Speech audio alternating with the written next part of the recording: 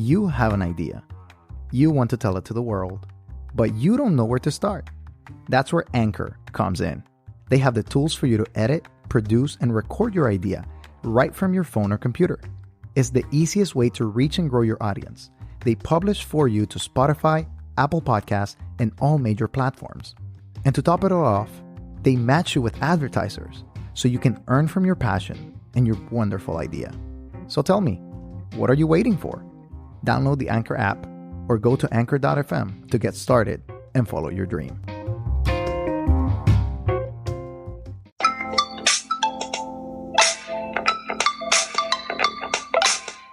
Welcome to Disruptive Adventism. My name is Jose Briones, and I'll be your host for this podcast. This podcast is about discussing the polemical statements and practices that are part of the Adventist fabric, which in turn shape this belief system to be unique and relevant for today's society. We're continuing our series on Black History Month, and we have tackled already one topic, the topic of diversity among different people. But we are also talking about churches throughout this Black History Month series that we're doing, because churches vary from culture to culture, from experience to experience. So we are inviting, and we have him with us, we have Chevon Petgrave, and to kind of see what are some of the differences that he has seen between African American churches, Hispanic churches, white churches, everything in the spectrum that he has gone over. So Chevon, how's it going? It's going great. I'm going to say thank you so much for having me on the show. It's quite a surreal experience, like listening to your podcast and then actually being in front of the mic right now. So it's like, oh my goodness, I'm trying to get over that. But thanks for having me. No, I mean, thanks for, just being willing to just, be with us and talk about the experience, that you have had, and why this is important to kind of take into consideration. So before we get started, though, we always like to get to know our guests. So tell us a little bit more about yourself. Okay, yeah, my name is Chevon, as Jose said, and I am currently working in the communication department at the Carolina Conference, and we are doing lots of stuff young adult related there, with Project Refresh is the initiative or the kind of ministry that we're putting out. So that's kind of the bulk of what I do with the conference. I just recently moved to Charlotte for that reason, to work to get, this year. So it's relatively new. We're still picking up. As far as background, I'm originally from Jamaica. So I was born in the Caribbean. I have lived a few different places. I lived in Bermuda. I grew up in Bermuda, actually. So that's another small island out in the Atlantic that some people might know, some people might not know it, and some people kind of confuse it with it being a Caribbean island, but it's not really, because it's in the Atlantic. So it's kind of out there on its own. I grew up there for about 13 years, so I spent a good amount of time there. Then I moved back to Jamaica to finish high school. So right about when I was, I want to say 16, I moved back, and I had left Jamaica when I was 3. So it's a long span. And then finished up high school, and right after finishing up high school, my family moved again to Maryland, to the north, to the north of the United States. Lived there for a couple of years, and then again we moved to the south. So, and in between that, I've visited and lived different places. Obviously, I've lived in Tennessee for school, for college. And I've also did internships out west in California, been on mission trips for like a month in South America. So, I like to think that I, experience a diverse array of different viewpoints and cultures and things like that. Yes, it definitely sounds like a lot. And I mean, you kind of have a similar experience to that of Philip, who Mm-hmm. was last week in the podcast, and yeah, it's kind of like a lot of places, a lot of different things. So share with me a little bit more about your experiences in church. What have you seen in African American churches or Black churches, not necessarily, because there's Caribbean churches as well. So there's a lot of subcultures. Yeah, there's subcultures. You can have the spectrum of Black churches, right? That's even in there, like you have Jamaican and Haitian and, you know, Bermudian. There you go. So, and of course, African American, but share with me a little bit of like what you've seen within that subculture and other experiences that you have had in a more, well, a white church, or a Hispanic Latino church. Like, what are some of the differences or some of the contributions that the African American experience or the Black community has towards church? Well, yeah, it's good that you mentioned about the subcultures, because that does play even within the whole Black experience. You know, there's subcultures. So like, for example, Caribbean culture, which is obviously predominantly Black, would be different from African American cultures. And even within America, there's different subcultures there. But I think overall, as far as the first thing that comes to my mind with church would probably be worship styles, for lack of a better term. And it's basically, it's kind of been consistent, more or less, at least in the United States, where these our Black churches would tend to be, some would say lively, as far as with the music, at least with the music aspect. And that would be, you know, whether it be the praise and worship experience, or the, even sometimes I would even say the preaching style, you know, there's a difference in preaching style. Right. Black preaching. There you go. And so there's definitely, a difference, and what could be described as, I don't know if I would use the term, but it could be described as what would appear more lively or more passionate, I guess. So that seems to be the one, common denominator. So even within the subculture, you see this vibrant, experience at the Black church, like, you know, or like Caribbean, or like, you know, African American. Why do you think because I notice your face as you're saying that, and you seem a little bit hesitant. So what is it that you are like? Is that a good thing? Is that a bad thing? Like, you know, that's probably what it is. Yeah, because it could, and again, this goes along the lines of the different, you know, how you want to take it. But let's start with preaching, for example. As far as I know, there's no, as opposed to like worship, like music, you know, there could be arguments for biblically a certain worship style musically. But as far when it comes to preaching, I don't, you know, as far as I know, I'm not sure there's anything concrete there. So, and that to me kind of says something, because it may be just the nature of our people in being passionate, and it could be, we'll be getting to music in a minute, but starting with preaching, I think, it seems to be, you know, given a little bit more thrust, a little more emotion, in the delivery. And so, and I say that kind of even as a preface to, even if when we're talking about music styles, because a lot of times people automatically might think that a certain worship style is not of God or not biblical, or you know, and I think there is room for a statement where there are biblical principles to worship, but a lot of times what a lot of the reasonings I hear is it doesn't sound very sound to me. Like I don't know if you've. I understand what you're saying, because maybe you're kind of touching into like an area of, it's like volume, right? To a certain degree, like volume, you know, that's like, you know, if you go to and of course I'm making a blanket statement here, and of course not every traditional church is this way, but if you go to your regular traditional church, you will have a very like hymn based, very soft, like, you know, just your regular delivery, maybe lecture style, like, you know. Are you speaking about the preaching? Yeah, speaking about the preaching, and, you know, you will have your regular hymns, like, you know, very soft.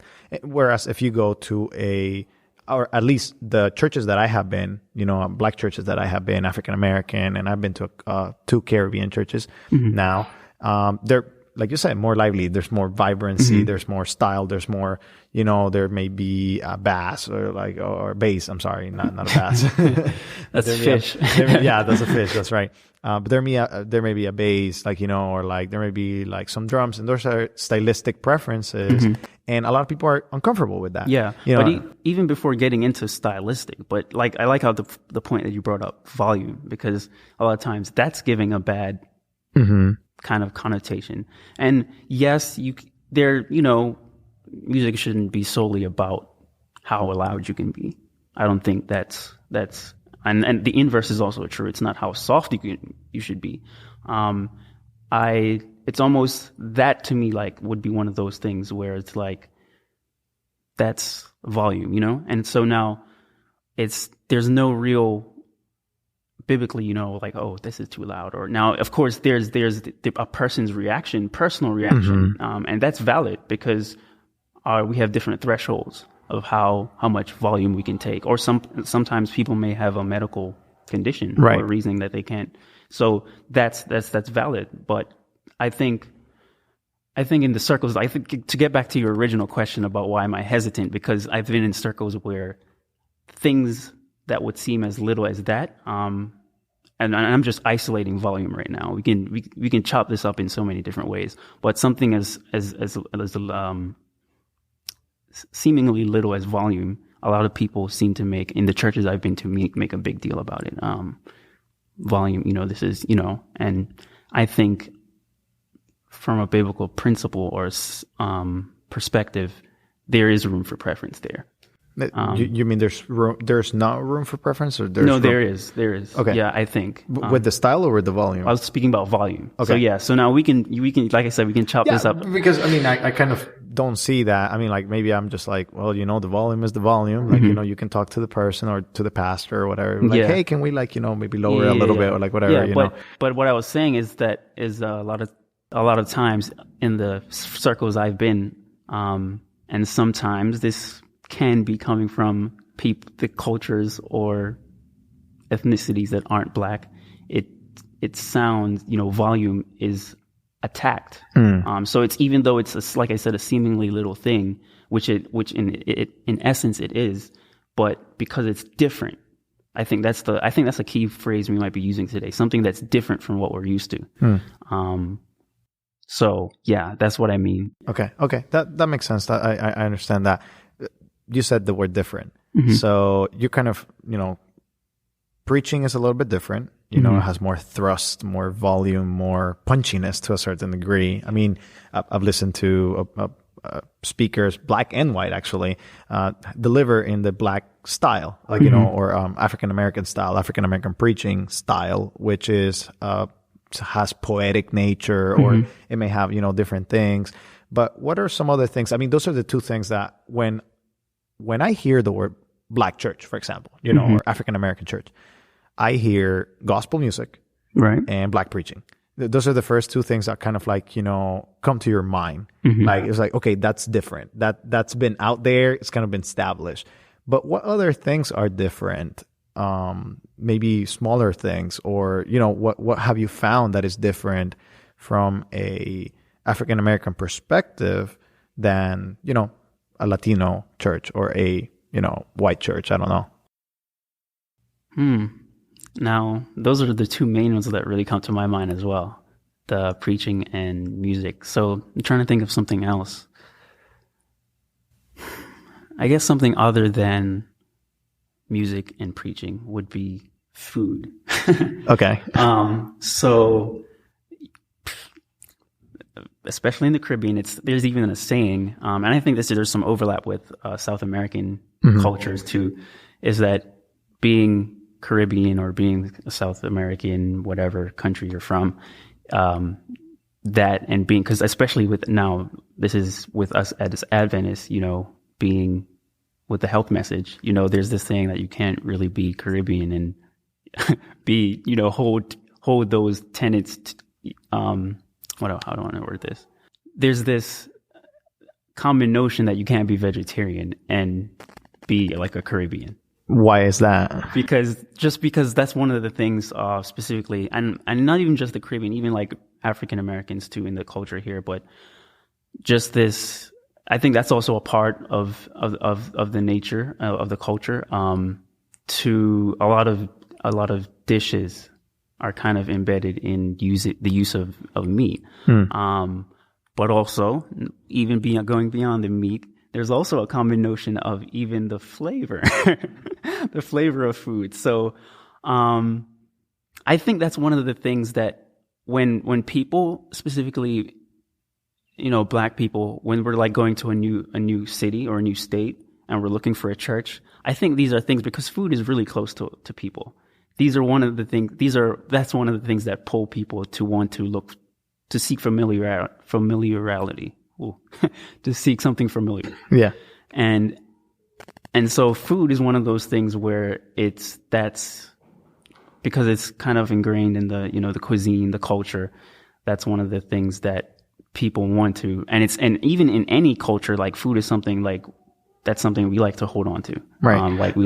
But it seems to be a little bit of like a central part of the experience for the Black church, whereas more or less. Now give and take, okay. Different, give and take, but more or less, yeah. Yeah, because I've been to different churches, and I think that I have experienced that people really. It's not just like about we're coming to potluck, everybody brings their food of choice, but it's more like what's gonna be for potluck today, maybe how delicious it is, and like there's this idea of critique too. Yeah, there's this openness to critique, or this idea that I didn't like the food today, or oh man, the food today was really great. I've seen that, now a question to you, because I'm kind of predominantly been to mostly I've been to white churches, so I know I can speak to it. But I guess maybe you can speak to this more. Is that something you just said? You feel like there's more of a critique, like if you go to a white church, a Caucasian church, do you feel like there's a less of a critique of the food there? I feel like there's a little bit less of openness to say something. Okay. You may not like the food, but you keep it to yourself and to your family. Whereas in Black or other cultures, I've seen that. I have this very big image embedded in my brain where I was at a Caribbean church and we had potluck, and I think it was the dessert that they didn't like. And I ate it, and it wasn't that great. Maybe it was just that day, they had a bad day. Right. But the members were talking about it very openly. Almost like a rap session, like a discussion. Yeah, exactly. Yeah, so I think that comes from, I don't know if that comes out from our whole cookout kind of culture. Okay. Of just socializing over a meal. Okay. And I don't know. I think, yeah. So yeah, I didn't really think about that until you brought this up. That's also a thing. Right. I think that happens. There's more like that, kind of element of openness towards critique, openness towards that. So those are a couple of the things. Another thing that I also noticed, and maybe you can speak a little bit more into this, is there's this kind of the service, the length of the service. Oh, let's not go there. Just kidding. We can go there. And a lot of people say that, or a lot of people think it in a very negative way. Mm-hmm. They're the length of the service is a little bit longer than your regular 9 to 12, mm-hmm. right? But can you speak a little bit more as to what is the perception? Because I don't see that as a negative thing. People stay in church longer, mm-hmm. But what are some of the things that happen, or why do people stay a little bit longer than the usual 9 to 12 per se? Yeah, it's definitely, I can just say this up front, and I think most people, would agree with this. You're going to a Black church, give or take, yes, but most likely plan to be there after 1. Okay. After 1 o'clock to still be probably in the sermon or something like that. So not for potluck. Not for potluck. No, okay. still in the service. Maybe just getting to the sermon or something like that. But it's, man, I don't know. I don't know what I guess I would say. I want to say, and this touches a little bit on music, because I think, at least from my experience, a lot of that time, that length, is the worship, the mm-hmm. praise and worship. And so there's a a considerable amount of time taken there. And I think that the experience for those leading out in worship really want to have that moment, but of course it affects the rest of the schedule. And then take that now, and then the preacher wants to kind of do the same thing, or, has that. So I think it's I don't know, we're just, like I said before, we said as Black people, we tend to like to be very passionate about things, and so in the praise and worship, it comes out pretty lengthy, that extends the service. And then the preacher, when he gets up, likes to be very passionate, when he gets on a roll. If you've ever been to a Black church, you can be lengthy. So those are the two things that come to my mind, I would say. And I think at the core of it would be, if I also think of it on a human level, like we have a lot to express as a people. And so the preacher in his sermon, and then those leading out in worship. Now, whether those who are involved in the service, like the congregation, whether they kind of click with it or not can be... Right, that varies. I mean, but that's that every church. That doesn't necessarily say like, oh, because it's long, you're not going to be engaged. There's like, it depends on the level of interest. It depends on if the worship leader is being very intentional, like you're very feeling it, or, if the preacher has a very, very good sermon. Right. And sometimes the sermons are that good that you really forget. Right. About the time. Exactly. Yeah. So, it's like listening to the podcast, Exactly. No, but yeah, I think that's a good thing, because I've seen that, that, and that's something that I come to appreciate. It's not about the length, it's about the content. Mm-hmm. It can be long, it can be but if it's something that's engaging, if it's something that you're doing, that you're practicing, I think that's so much better than just, If I do want to say that if I were to give my opinion or critique or whatever you want to call it on that aspect of the worship service, I would think, and I don't know if I want to say this is also a part of another thing that might be a part of within the Black culture. It's kind of funny, but this, again, the praise and worship leaders, when they give out a lot of certain expression in their leading out, and if they don't get it back, like from the congregation, and that's human, it's natural to, when you don't get something back, you tend to want to pull it out, like either you say on other things unrelated to worship, you either say nah, forget it, or you try to pull it out of the person. But I think a lot of times it could come across as like, when they're trying to get everybody in the moment of the worship, it might come across as guilt tripping the congregation, like, oh, come on, stand up, you guys, God's done so much things. And I don't know if I'm trying to think if that's like a Black thing, but I'm not going to go out on a limb. Well, I mean, I don't think it may be a Black thing. It may be something that, of course, like worship leaders want to see everybody engaged, right? And maybe, I guess it just depends on the time. It depends on the person. I think from my churches that I've been to, I think it kind of tips towards that experience. Like, I guess, again, understandably so. But I think where I was going with that was my critique for that would be, like you said, the content. It's all about the content. If the content is good, it will reciprocate with the people. I don't know if I said the right word, or pronounced it right, but it'll resonate. There you go. It'll resonate with the people. And so it's all about content, and then reading people, so like, even in anything, if like I'm talking to you and like I'm feeling like, hey, Chevon, you need to wrap this up. Like, like I'll try to start, Right. So right. So I would say that, sometimes if the content's good, the people will resonate with it. If it's for some reason, and that's not a disfavor to the person's, leading out or whatever. It's just sometimes people are at different places. But yeah, not to belabor it too long, but that's my own opinion would be like, kind of gauge your audience or congregation, since it's not. Yeah, that's good. That's good. That's good that you share that. Well, we've talked about a couple of different topics here and there, like, within preaching, gospel, like, and things like that. But one thing before we start, we're kind of getting into that section at the end of the podcast.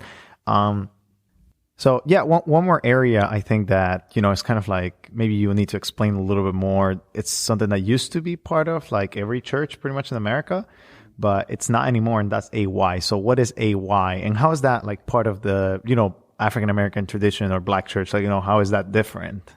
Well, yeah, AY for me growing up was actually a staple. And I actually thought it was just another one of those things that was like Pathfinders, like just something that the Adventist church comes down, but apparently it's not.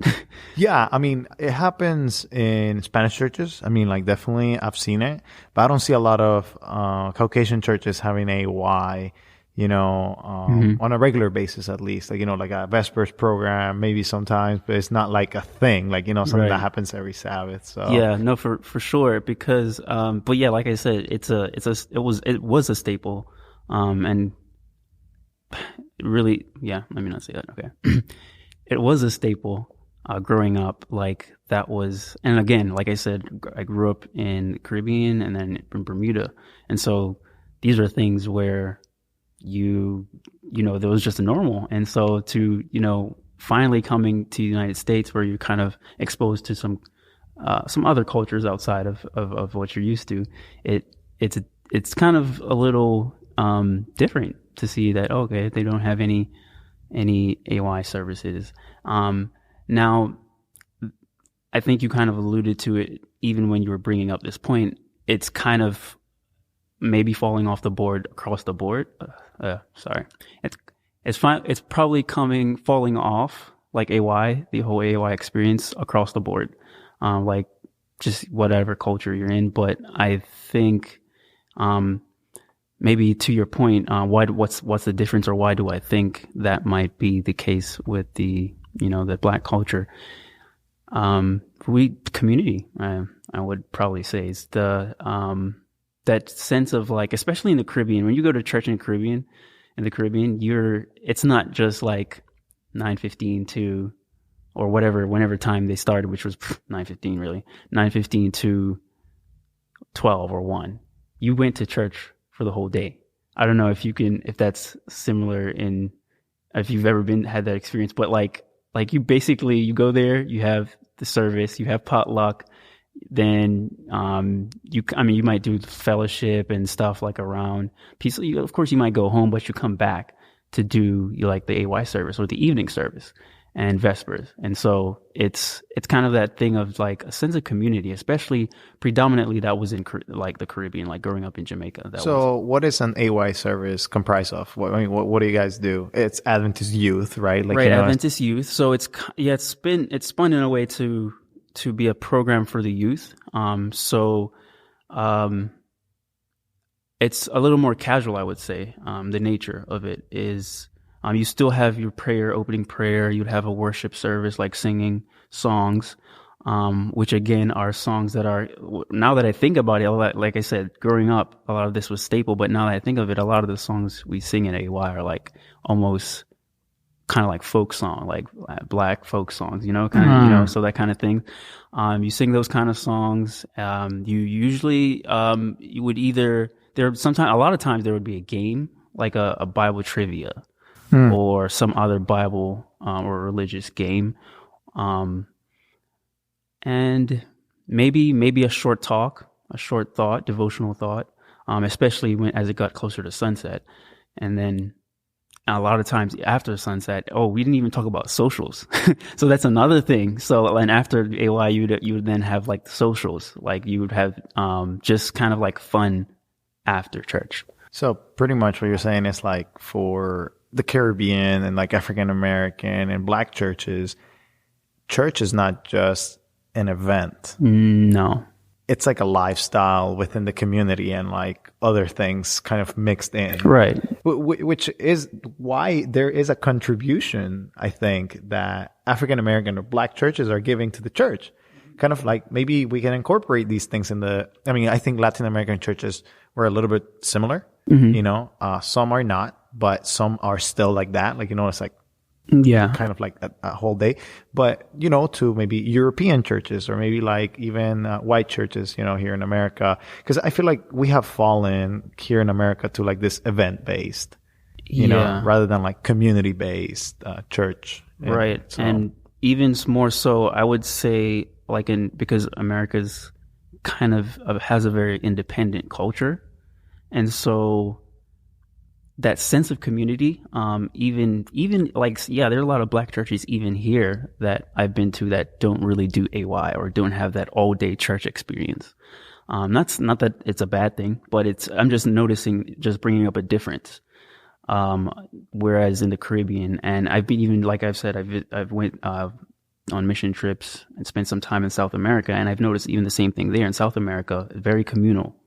You have these kind of experiences, whereas in America, it's, I guess being a capitalist nation and, that whole independent kind of thing, everybody wants to, in fact, I would probably even say lately, and this could be a whole nother topic, but a lot of the trend seems to be going to people saying that we don't need to go to church. But that's another conversation for another time. Probably. Yeah. Well, Chevon, thank you very much for talking about this topic, like, kind of expanding a little bit of our knowledge into the whole, what happens in African American churches, black churches, Caribbean churches, like this, introducing us a little bit to this subculture. And of course, there's other topics, to talk about within. And, we're going to continue exploring more in detail a couple of these things throughout this series that we have in the African American or Black History Month. But before we go, you mentioned at the beginning that you're part of a project right now called Project Refresh. Right. So just give us a little plug. What is that, and how is, Carolina Conference doing it? Yeah, we are currently just putting out, it's an online venture. So there's everything that we're doing is predominantly online, but it's with the hopes of kind of spurring interpersonal conversations and things like that. But we have a few series that we have going. And again, it really came out of my supervisor, Rebecca Carpenter. She goes by Becky.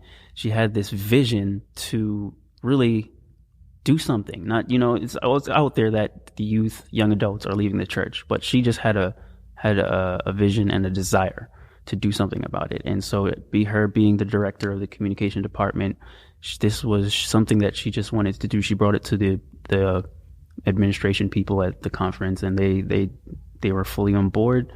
And a year later, they opened up a position which I've now filled. And so I'm kind of overseeing a lot of the creative content. We are on social media, Facebook.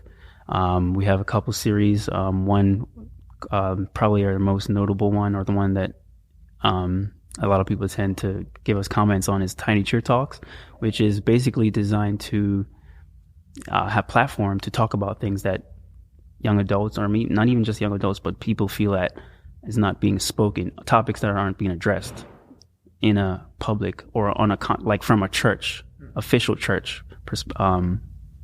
perspective or initiation. Well, that's good to hear, and we'll link everything down below in the description and the show notes.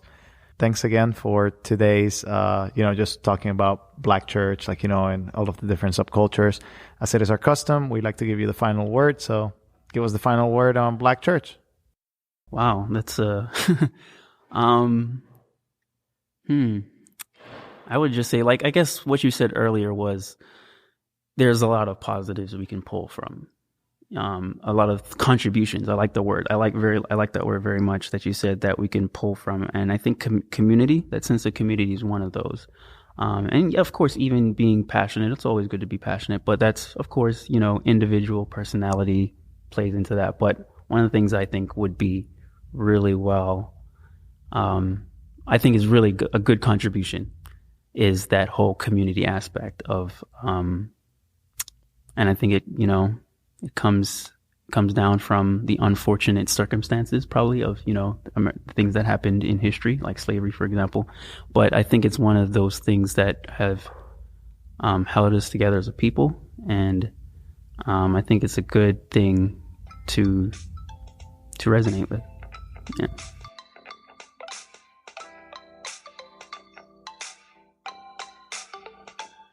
You've been listening to Disruptive Adventism. We hope that today's topic helped you to think and change something about your practices, about your faith, about your Adventism. If you want to subscribe, make sure to go to Apple Podcasts, Spotify, Google Play, or wherever you get your podcast. We'll be there. And make sure to give us a review if you like what you're listening to. If you want to support, make sure to go to patreon.com/disruptiveadventism. It helps us pay our bills and produce the content that you're listening to. And if you want to socialize, make sure to like us on Facebook, follow us on Instagram or on Twitter, and hit us up whenever you need anything. We'll be there to support you. Thank you for listening today. We hope you join us next time. And as always, we invite you to be disruptive.